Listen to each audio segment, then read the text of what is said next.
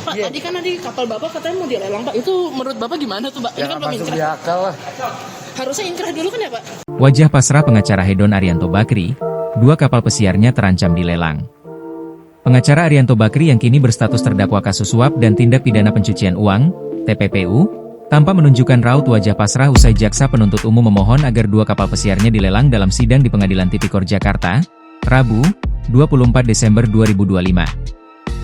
Dalam sidang lanjutan kasus Arianto Bakri, Marcella Santoso, dan kawan-kawan di Pengadilan Tipikor Jakarta, Majelis Hakim membacakan permohonan Kejaksaan Negeri Jakarta Pusat untuk melelang dua kapal sitaan, yakni Scorpio dan Sosai Azimut.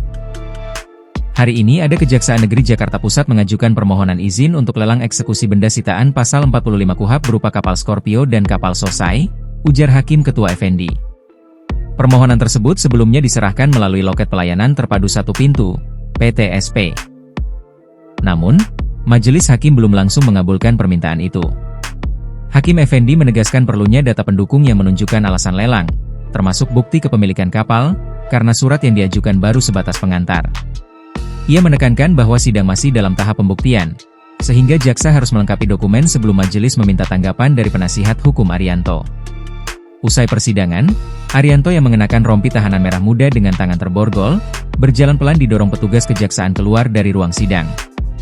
Bahunya merosot, langkahnya tanpa tenaga, tatapan matanya kosong, sementara bibirnya tertutup rapat tanpa ekspresi. Saat ditanya awak media, Arianto hanya menjawab singkat. Tidak masuk akal, harusnya ingkrah dulu, kita bisa berbuat apa, permohonan Kejagung, ujarnya. Download Tribun X sekarang, menghadirkan lokal menjadi Indonesia.